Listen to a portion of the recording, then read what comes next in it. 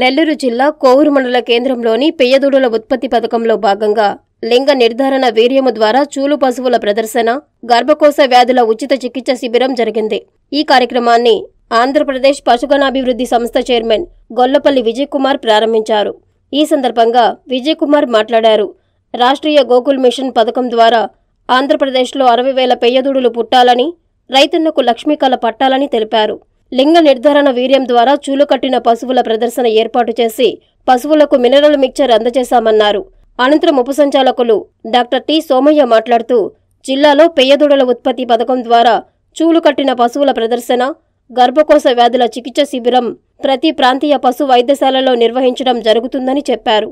ఈ కార్యక్రమంలో assistant director doctor కృష్ణమౌర్య, పశుసంవర్ధక శాఖ సహాయకులు గోపాల్, మిత్రులు, పశు వైద్య సిబ్బంది, పాడి రైతులు, గ్రామస్తులు పాల్గొన్నారు.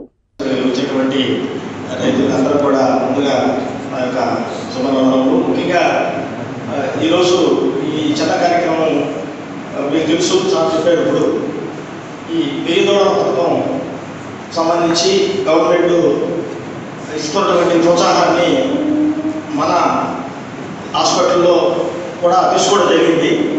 అందులో ఒక 12 మాత్రమే, అంటే దాంట్లో సక్సెస్ రేట్ చాలా తక్కువ ఉంటుంది. ఒక 12 పాజిటివ్ అంటే దూడలు పుట్టేదానికి రెడీగా ఉన్నాయి.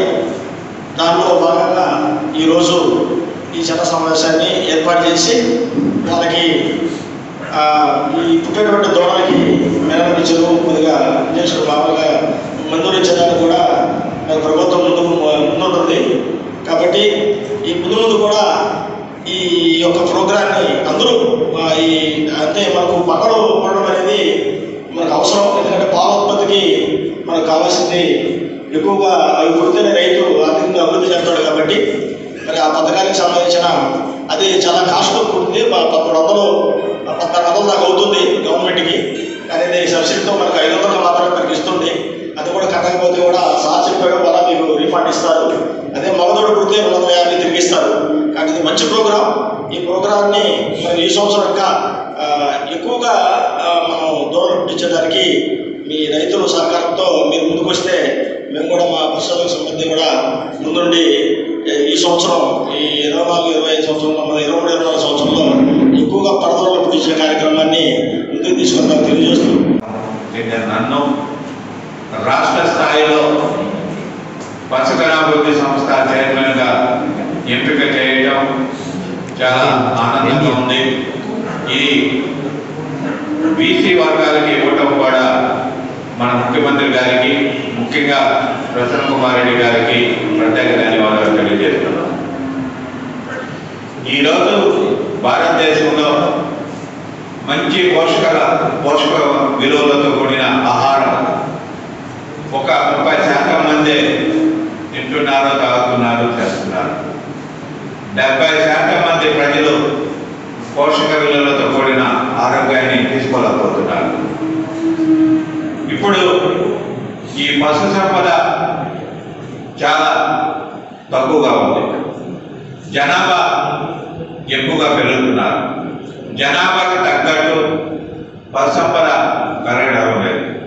అందుకోసం ప్రభుత్వం, కేంద్ర ప్రభుత్వం, రాష్ట్ర ప్రభుత్వం సంయుక్తంగా ఈ సెక్స్ స్టార్టెడ్ శ్రమాన్ని ప్రవేశపెట్టి మగదోడలు పుట్టకుండా కేవలం పెయ్యదోడలు పుట్టే పథకాన్ని ప్రవేశపెట్టారు. అందులో భాగంగా ఒక సూది వచ్చి 1350 రూపాయలు అయితే 850 రూపాయల సబ్సిడీతో 500 రూపాయలు మీరు కడితే ఆ సూది సూది వేసేదానికి సెక్స్ స్టార్టెడ్ శ్రమం రైతులకు అందిస్తున్నారు. ఇది చాలా మంచి కార్యక్రమం. ఎందుకంటే మేలు జాతి గేదెల్ని ఉత్పత్తి చేయడం కాకుండా మంచి పాలిచ్చే మొర్రా జాతి పశువులు కూడా, అలాగే ఆవులను కూడా ఈ సెక్స్ స్టార్టెడ్ శ్రమం కేవలం పెయ్యదూడలు పుట్టేదానికి ఉద్దేశించింది. ఎక్కువగా ఈనాడు నేను గుంటూరు జిల్లా ముప్పాల మండలంలో పులిచేడు గ్రామంలో పోయినప్పుడు ఇంచుమించు 100 గేదెలకి మొరాజాతి గేదెలకి వేస్తే 70 గేదెలు చూడు అయినాయి. ఎక్కడ జరగని విధంగా ఆ గ్రామంలో గేదెలకి శ్రీమంతం కూడా చేశాం మా పశుగణాభివృద్ధి సంస్థ ద్వారా. ఎందుకంటే ఆ డాక్టర్ గారు కూడా చాలా బాగా పనిచేశారు.